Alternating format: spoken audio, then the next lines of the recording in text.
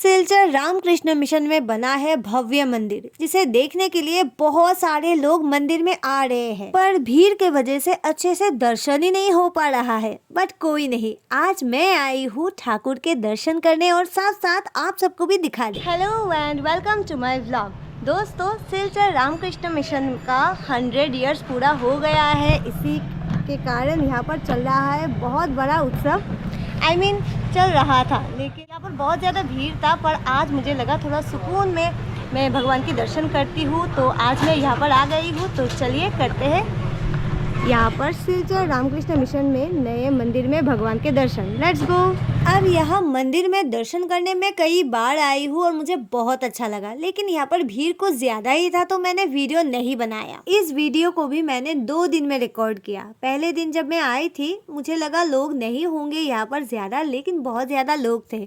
अब लोग यहाँ पर भक्ति के साथ आते हैं, उनके सामने कैमरा लेके ऐसे घूमना मुझे ठीक नहीं लगा, तो बस मैंने बाहर से रिकॉर्डिंग की। और आज जब मैं मंदिर में गई थी, ज्यादा लोग जन नहीं थे। मैंने उनसे पूछा क्या मैं रिकॉर्ड कर सकती हूँ। परमिशन मिलने के बाद मैंने अच्छे से सब कुछ रिकॉर्ड किया आप सबके लिए। तो चलिए अभी 100 years celebration of Silchar Ramakrishna Mission के नए मंदिर को अच्छे से देखते हैं। मंदिर के दोनों तरफ यहाँ पर फूलों का बागान है और बीच में ये है लोटस टेम्पल जैसा स्ट्रक्चर। अब इसके पीछे क्या रीजन है मुझे नहीं पता, और मंदिर में कई सारी जगहों पर कई डिजाइन्स है जिनका रीजन या कनेक्शन मुझे नहीं पता। और ये रहा हमारा पुराना मंदिर जो अभी अस्पताल में बदलने वाला है शायद। सोर्सेस से तो मुझे यही पता चला। चलिए अब बढ़ते हैं आगे। ये शाम के वक्त लिया गया फुटेज है, तो यहाँ पर लाइट्स ऑलरेडी जल चुके हैं और लाइट जलने के बाद ये मंदिर और भी ज्यादा भव्य लगता है। यहाँ पर रंग बिरंगे फूलों से घिरा हुआ है ये बोर्ड, जहाँ पर लिखा है सिलचर रामकृष्ण मिशन सेवाश्रम,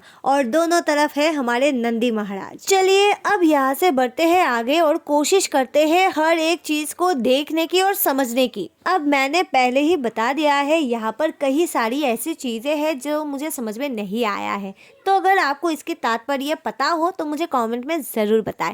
साथ ही साथ मैं आप सबको एक बार याद दिला देती हूँ, अगर आपने अभी तक मेरे चैनल को सब्सक्राइब नहीं किया है प्लीज़ सब्सक्राइब करें, वीडियो को लाइक करें, शेयर करें, और वीडियो के बारे में आपकी जो भी राय है मुझे कॉमेंट में ज़रूर बताएं। फिलहाल हम पहुँच चुके हैं मंदिर के सामने और शायद यहाँ पर दशम महाविद्या का रूप अंकित किया गया है। और ये देखिए अलग अलग धर्म के चिन्ह, क्योंकि रामकृष्ण जी हर धर्म को समान मानते थे। अब यहाँ से बढ़ते हैं आगे और यहाँ पर है माँ छिन्नमस्ता। अब ये देख के मुझे लगता है यहाँ पर दशम महाविद्या के रूप ही है, बट मैं कंफ्यूज हूँ। अगर आपको ये कंफर्म पता हो तो मुझे कमेंट में ज़रूर बताएं। दिस इज द सिंह द्वार, मतलब लायन गेट। यहाँ पर दोनों तरफ लायन बैठे हैं और ये है मेन गेट। चलिए अब यहाँ से थोड़ा आगे बढ़ते हैं और चलते हैं यज्ञ स्थान पर। इस स्थान पर हुआ था यज्ञ मंदिर में ऑफिशियली एंटर करने से पहले, और यहाँ पर इतने सारे महाराज जी आए थे दूर दूर से, सबके पैरों के धूल यहाँ पर पड़े हैं। तो ये जगह भी मेरे लिए बहुत ही ज्यादा पवित्र है, तो यहाँ पर प्रणाम करके मैं अभी बढ़ रही हूँ आगे। यह दीवार पे ठाकुर रामकृष्ण परमहंस जी की वाणी, उनके विचार और उनके जिंदगी के कई इंपॉर्टेंट मोमेंट्स को अंकित किया गया है, जिसे देख के और पढ़ के हम अपने जिंदगी को सुधार सकते हैं। जैसे कि यहाँ पर लिखा है जो तो मौत तो पथ, जितने चाह उतने राह। और यहाँ पर लिखा है ईश्वर लाभी मानुषेर जीवनेर उद्देश्य। यहाँ लिखा है ध्यान करना है मन में, वन में या फिर किसी भी कोने में, मतलब जहाँ पर भी हो हमें ध्यान जरूर करना चाहिए। अब ये सारी चीजें हैं जब हम एक बार पढ़ लेते हैं हमारे मन के कोने में बस जाता है।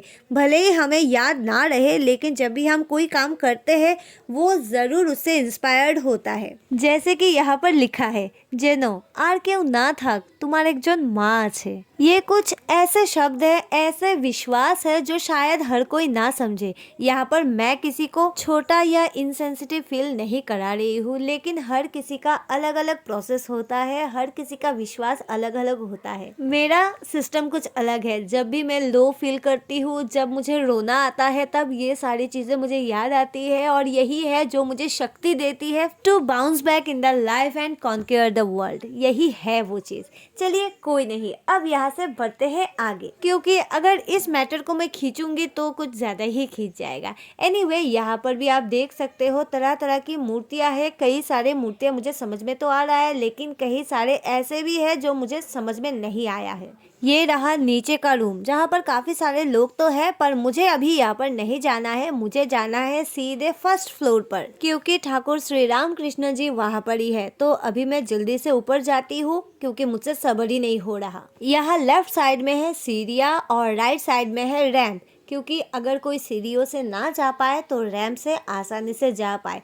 रामकृष्ण मिशन की ये चीज़ मुझे बहुत अच्छी लगती है। वो हर एक चीज़ को कंसिडर करके अपना काम करते हैं। अगर हम भी अपने ज़िंदगी में हर एक चीज़ को कंसिडर करके काम कर पाए तो हमारी ज़िंदगी की आधी से ज़्यादा प्रॉब्लम तो यहाँ पर ही सॉल्व हो जाएगी।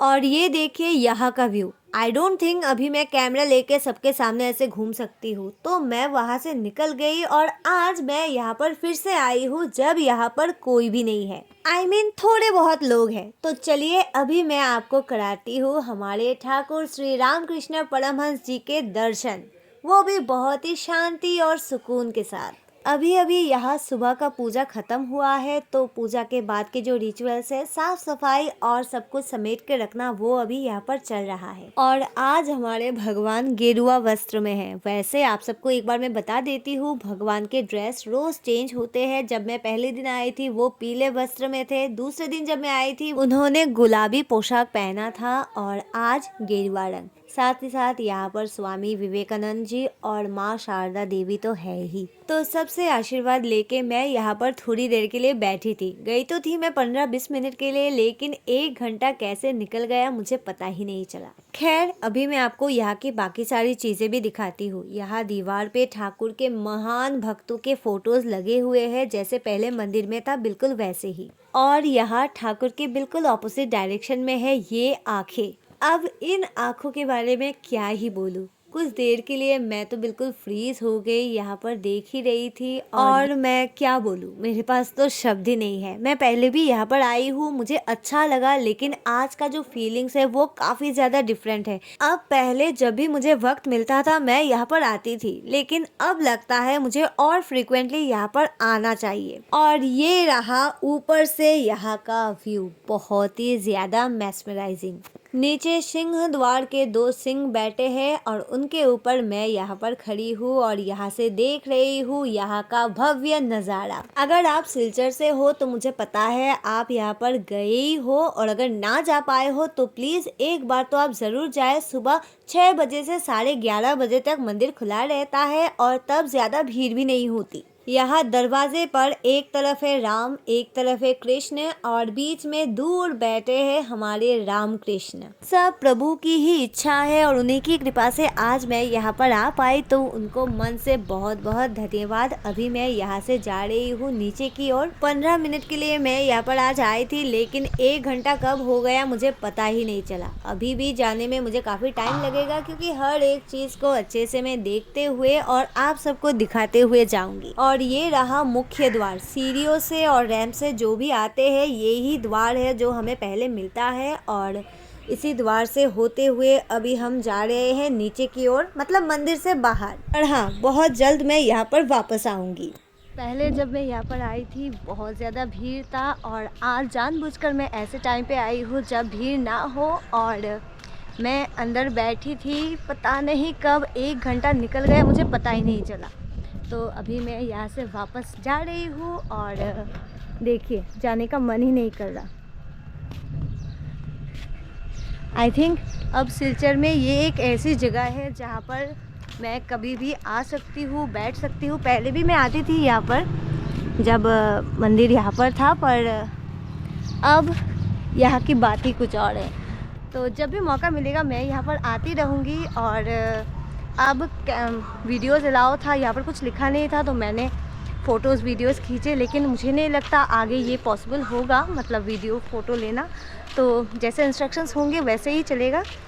तो इसी बहाने मैंने आपको दिखा दिया है। आगे का मुझे नहीं पता, पर देखते हैं क्या होता है। This is the view here. चलिए, अब सब कुछ जब देख लिया है तो अभी मैं यहाँ से जाती हूँ और आप लोगों से भी विदा लेती हूँ, पर मिलूंगी आप लोगों से बहुत जल्द अगले वीडियो में। तो अभी के लिए बस इतना, बाय बाय।